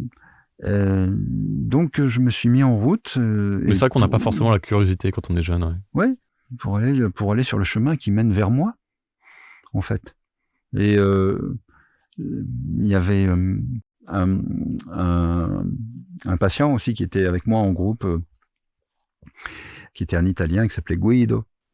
Et il y avait une émission qui s'appelait Psychologie sur France 5 qui était présentée par Maïtena Biraben. Et il se trouve qu'à cette occasion, il y a une équipe de tournage qui était venue filmer mon thérapeute avec un de ses patients, donc Guido. Et c'était génial parce que après avoir présenté le travail qu'il faisait, etc., Maïtena Biraben lui dit mais alors, il va falloir combien de temps pour aller au bout? Et là, il a cette réponse géniale, il dit au bout de qui? Il dit vous savez, il creuse, il est comme un archéologue, il creuse, tant qu'il trouve une assiette, il creuse. C'est moi, ça m'intéresse, c'est ma cité, vous voyez. Ah, alors je continue de creuser. Au bout de qui, hein? Voilà. Belle philosophie. Oui, je trouvais cette réponse géniale. Bon, je te l'ai déjà dit, il y a un truc qui m'impressionne chez toi, c'est notamment ta qualité de lecture. J'ai croisé des jeunes comédiens qui m'ont dit « j'aime pas lire ». Comment bien lire un texte? Waouh. Je crois que j'ai eu de bons professeurs. Et à l'ancienne. Ou syllabique. Voilà. Pas la méthode globale, la méthode syllabique, qui est vraiment la meilleure des méthodes. On y revient d'ailleurs. Hein, on est en train d'y revenir au coup. Et puis je crois que je sais pas, il y a quelque chose. J'ai pas fait d'effort en fait pour la lecture. C'est quelque chose qui était là presque de manière spontanée. Et puis j'adorais écrire. J'écrivais des poèmes. J'écrivais des poèmes pour ma prof de français. Je dissertais en vers. Oh là. Oui. J'avais 12 ans. Je dissertais en vers. J'ai osé. Il a osé. Oui, j'ai osé. Bah écoute. Rédaction, ok. Rédaction. Alexandrin. J'écrivais à cette période-là. Je commençais à écrire un roman qui se passait en Angleterre avec un inspecteur, machin, etc. Et puis il y a eu un événement qui a tout stoppé, qui a tout arrêté, et c'est revenu beaucoup plus tard avec le théâtre, en fait. Il y a eu un creux là-dedans qui fait que il y a eu une espèce de massacre de quelque chose de possible, tu vois, d'une évolution. Il y a eu voilà. Une évolution de quoi? Vers quoi? T'as l'impression que t'as été coupé dans ton élan? Et ça aurait donné quoi? Quelque chose de différent, mais pas forcément quelque chose de mieux? Peut-être que l'écriture se serait développée encore plus, que j'aurais écrit peut-être roman ou scénario ou tu vois des choses. J'avais aussi des velléités de réalisation, de courts-métrages, etc. J'avais écrit des courts-métrages qui étaient et c'est pareil toujours. Il y a un truc, tu vois, sur le point d'être produit et hop. Tac. Ah bah ça je connais bien, hein, les productions connais avortées. Ouais. Voilà. Ouais. Ah quand ça veut pas, ça veut pas. Hein. C'est ça. Alors après, je lui dis bon ben je lutte pas. Hein, au bout d'un moment, tu fais ok, Non, je bah non, lutte pas. Mais ouais, j'étais prolixe en fait à cette époque. Et donc, alors, je pense que je pourrais pas aider quelqu'un là-dessus à lui donner un conseil pour savoir comment bien lire. C'est toujours pareil, c'est de l'entraînement. Je pense que c'est comme la musique aussi, il faut lire quoi. Hein ? La technique. La technique, ouais. Plus que la passion du texte en elle-même, c'est vraiment la technique Bah, il y a qui fait la différence. Oui, je pense. Bah, tu sais, j'ai travaillé. En fait, peut-être que ça peut aider. Tu vois, c'est mon côté. Mais oui, aidons les gens. On est là pour ça aussi. En fait, je suis né dans le sud-ouest, à Bayonne. Après, j'ai vécu dans les Landes, après Bordeaux. Et donc, pour pouvoir ensuite Nice, mais pour pouvoir monter sur scène, en France, c'est pas trop accepté quand on a un accent régional. Ouais. Et moi, je parlais comme ça. Ah ouais. Et j'allais chercher le peng, tu vois. Avec un G. Avec un G. Et le treng aussi. Ok. Dans le sud-ouest, tu vois, tu écrases un peu les nasales comme ça. Et c'est pas le même que dans le sud-est, tu vois, où on parle encore, c'est encore un peu différent. Ouais, c'est un peu toulonnais là, ça. Oui, voilà, exactement. Voilà. C'est là où je vais, d'ailleurs. Me ressourcer. Me ressourcer, ouais. À côté, pas très loin. Ok. Pas très loin. Pas très... Et donc, dans le sud-ouest, on me parle comme ça, tu vois, un peu écrasé comme ça. Ça daille, tu vois, bon, voilà. C'est quoi ça daille ? Ça daille, tu connais pas ? Ça daille. Alors, c'est une expression, alors, bon, soi-disant, l'origine serait ça. Tu sais que ça a été, l'Aquitaine a été envahie par les Anglais, qui sont restés un bon moment, hein. Et en fait, ça viendrait de l'expression to die. Ah ok, ouais. Voilà, donc ça die, ça veut dire c'est la mort, quoi, tu vois. Hein, et c'est resté à Bordeaux, ça die. Ok, voilà. Ok, ça die, D-I-E, donc. Ouais. Ok. Oh, ça die, Ah, voilà. Okay. Et pourquoi je te disais ça ? Tu parlais des accents. Et l'accent, bien sûr. Donc je me suis dit, si je veux monter sur scène et si je veux jouer Shakespeare ou Racine, eh ben, il va falloir travailler pour supprimer cet accent. Donc pendant 3 ans, tous les jours, tous les jours, exercice de diction. Que tu t'auto-infligeais, j'allais dire. Je m'auto-inflige. Même si ma femme, à l'époque, était professeure d'art dramatique, était une formidable comédienne, donc elle m'a donné effectivement plein d'exercices à faire, etc. Ah oui, t'as triché avant, ça me rassure. Parce que je me dis, pour se motiver, t'as dit quoi, 3 heures par jour ? Non. Ah bon ? Sur 3 ans, et souvent, au minimum, une demi-heure, 3/4 d'heure, 1 heure, 1 heure et quart, ça dépendait. Ça dépendait de l'énergie. Ouais. Exercice de diction avec un crayon. Alors, là, j'ai un conseil, tiens, le crayon, c'est jamais comme ça, hein. On voit comme ça. Ça vous crispe. C'est comme ça. Là. Hein, comme ça, le crayon. Ok. D'accord ? Et il faut faut essayer d'être intelligible avec le crayon à papier de préférence. Comme ça. Là. Genre, dans la bouche. Vous allez faire travailler vos maxillaires. Vous allez voir l'efficacité de cet exercice avec le crayon, mais en l'air. Ça va faire travailler vos maxillaires et vous allez avoir une largeur tout d'un coup plus importante. Vous verrez. Essayez. Allez. Prenez un texte, n'importe lequel, même un article de journal. Vous faites ça et vous allez voir après la différence. Très vite, hein. Très vite, hein. Arrête, tu vas me donner envie de faire ce test. Il te faut un crayon. Et il va falloir... je vais me trouver un crayon en papier. Ouais.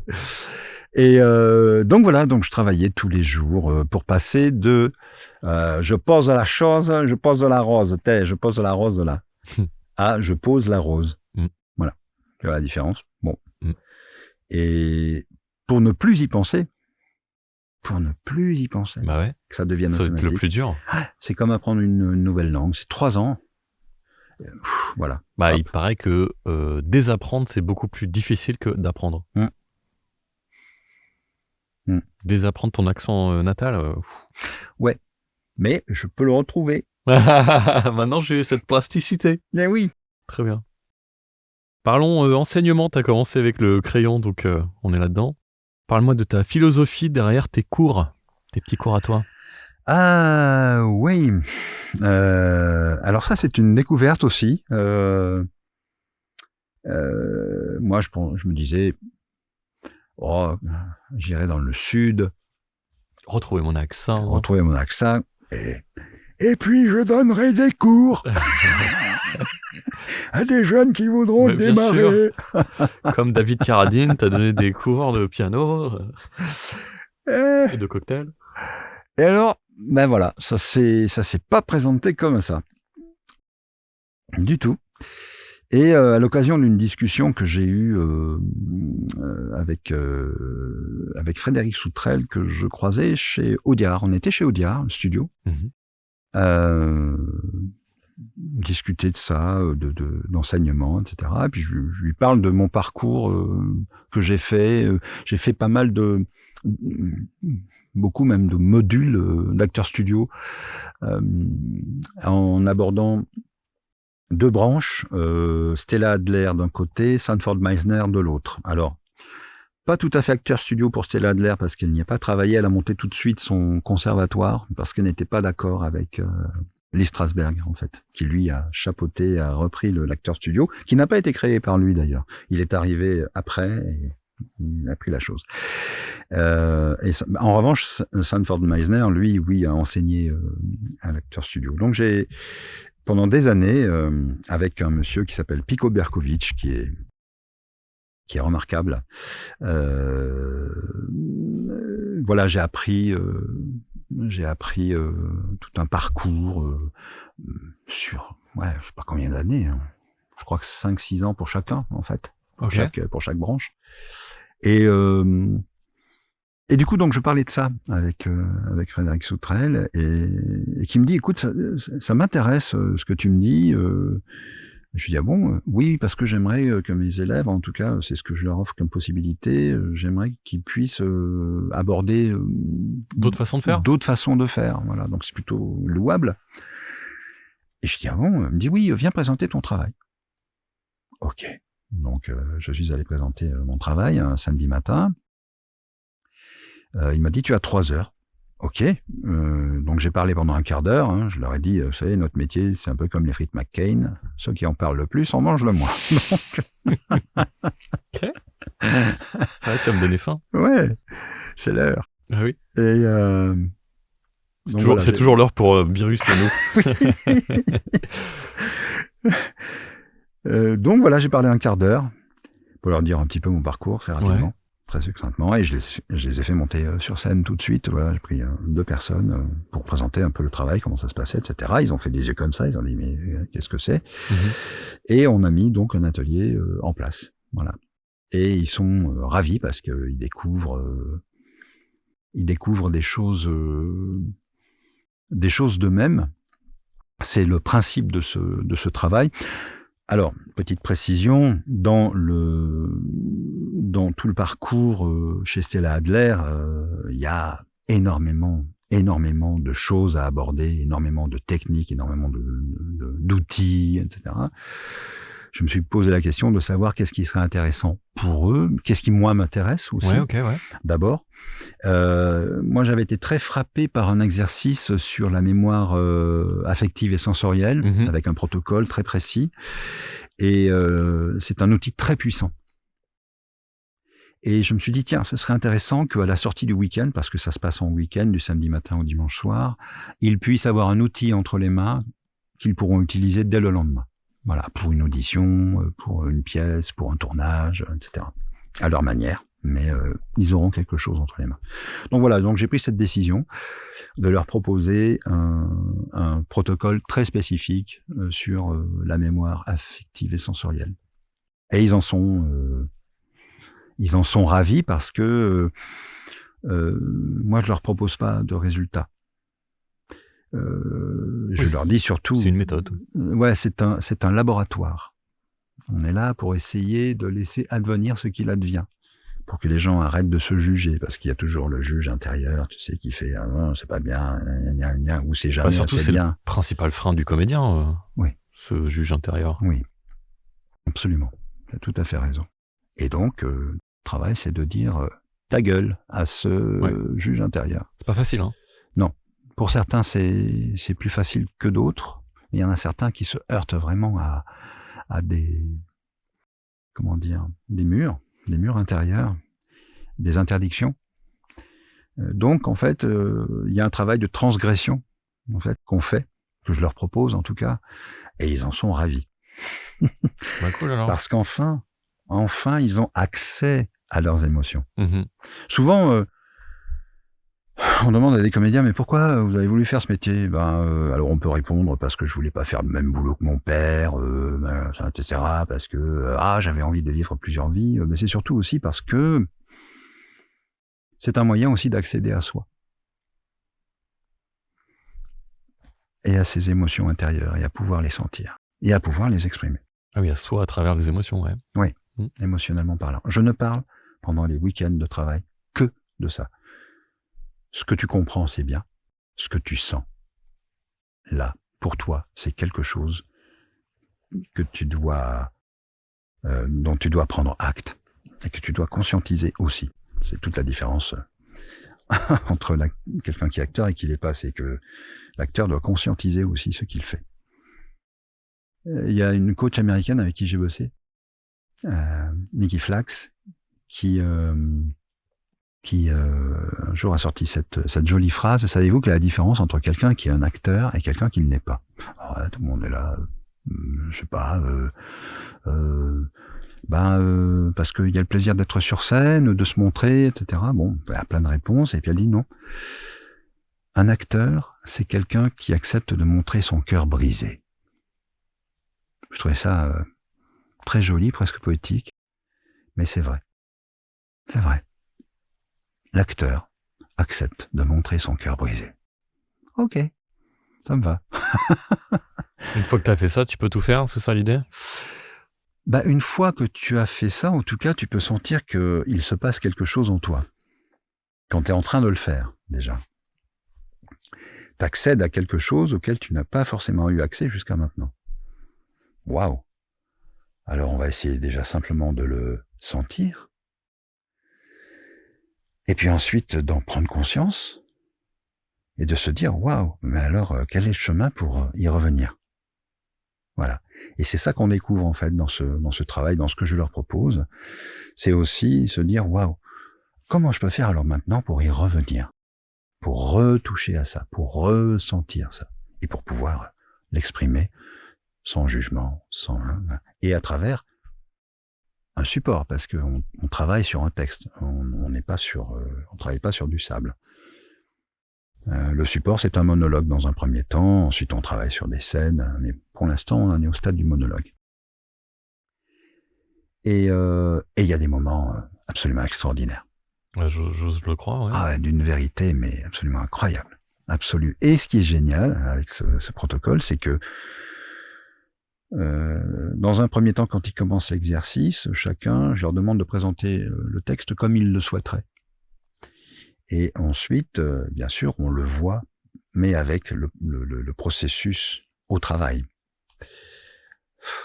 Il y a une différence énorme, et ce qui n'était pas tout à fait clair dans le texte, qui ne sortait pas tout à fait clairement au niveau des idées, là devient d'une clarté absolue, et à chaque fois. Ça, c'est extraordinaire. Et là, t'as des moments, mais vraiment magiques, quoi. Magiques. C'est génial. Enfin, moi, je suis toujours... Toi, tu leur apportes une méthode, et eux, qu'est-ce qu'ils t'apportent? Beaucoup de choses. C'est eux qui m'apprennent à leur apprendre. Ouais. Parce que ils sont tous différents. Donc, à chaque fois, c'est je m'adapte. Je m'adapte. Comme en doublage. Comme un directeur artistique avec ses comédiens. Et je m'adapte aussi. Ça me rappelle des trucs, c'est pour ça. Ouais. Bah oui, puisque tu diriges aussi. Ouais, donc tu vois bien de quoi je parle. Bah oui, absolument. Mais c'est génial. Ouais, je suis très très content parce que oui, j'apprends beaucoup de choses. Oui. J'apprends beaucoup de choses. Ils m'apprennent beaucoup de choses. Ouais, l'enseignement nous apprend. Ouais, je pensais pas que ce serait aussi fascinant, passionnant, intense. C'est une grande intensité. Hein. Je sors de là, je suis rincé. Ah ouais. Au bout du week-end, il me faut 3 jours hein, quand même. Ouais, clairement. Et un bain. Et je te propose une petite conclusion. Quelle question aimerais-tu qu'on te pose? Waouh.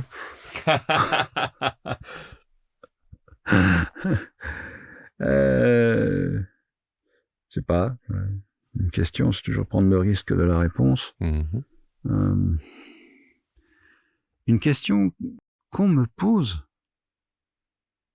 Hein.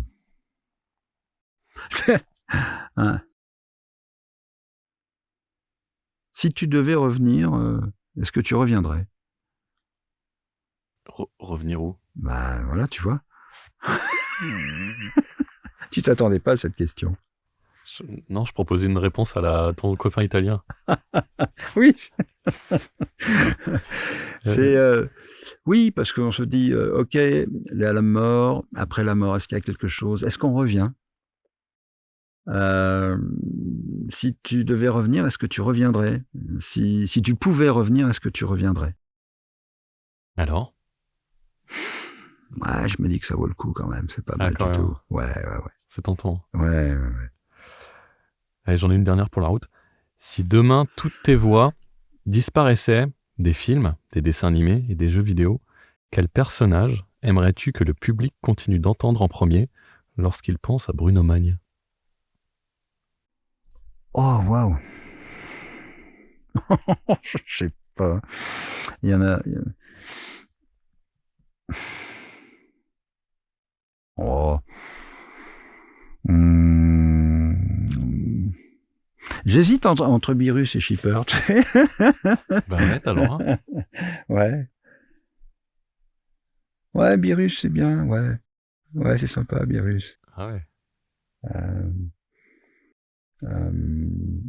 Oui, c'est bien, Beerus. Mais il y en a tellement d'autres, en fait. C'est vrai que ce sont les plus marquants, mais il y en a tellement avec lesquels j'ai pris aussi tellement de plaisir à faire. Tu vois, il y a même des comédiens en live qui ont été pour moi des rencontres, des James Purefoy par exemple, Ouais. des gens comme ça. Tu vois, c'était waouh. Tu vois, ça fait.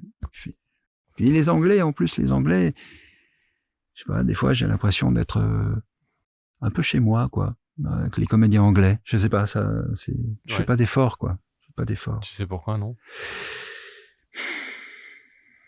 J'ai toujours aimé l'Angleterre. Ouais.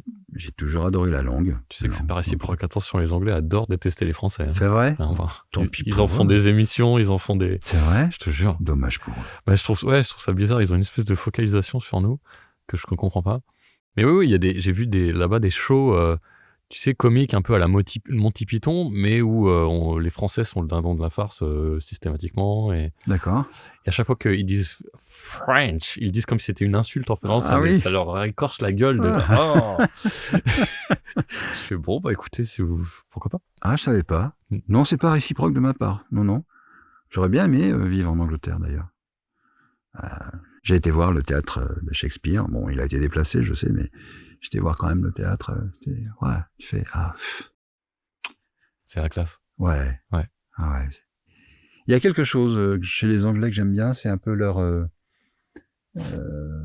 colonne vertébrale, leur tenue ouais. par moment. Mm-hmm.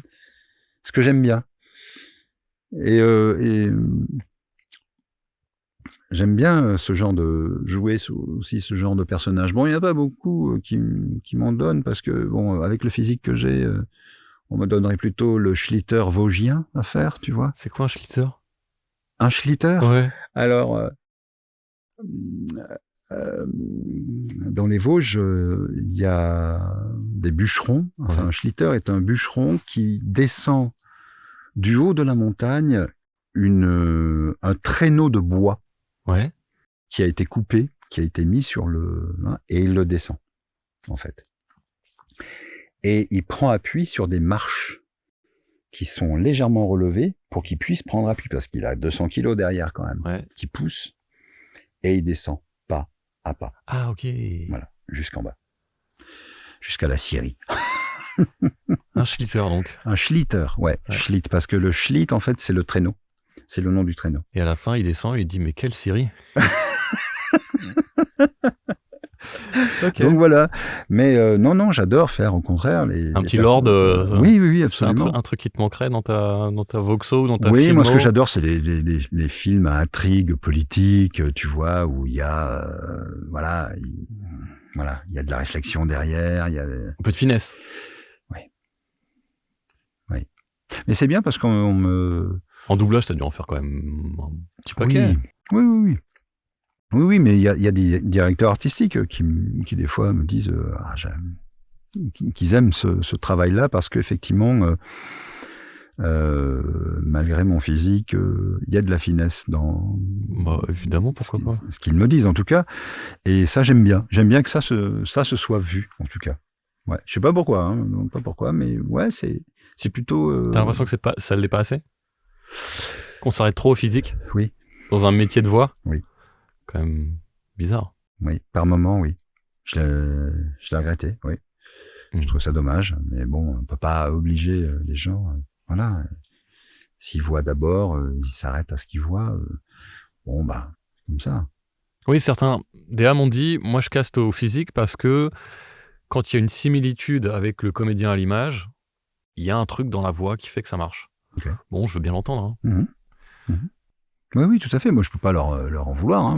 Chacun sa méthode, j'ai envie de dire. Mais... C'est un regret, mais c'est pas un grief, quoi. Donc, oui, je pense que j'aurais pu faire d'autres choses, mais je suis content je suis très content, tu sais, d'avoir fait ce que j'ai fait, ce qu'on me donne encore. T'as fait des belles choses, tu continues de faire des belles choses. Oui. Il y a un très joli film qui sort là, un 35 à la rentrée. Je suis très très content de l'avoir fait, quoi. C'est quoi comme genre? Guerre. Mais à un moment précis, pas la guerre à laquelle on s'attend. Et ça, c'est la. Il tease. Oui. Le rôle est fin. Oui. Ok, cool. Oui, c'était pour moi là, ça a été un vrai waouh.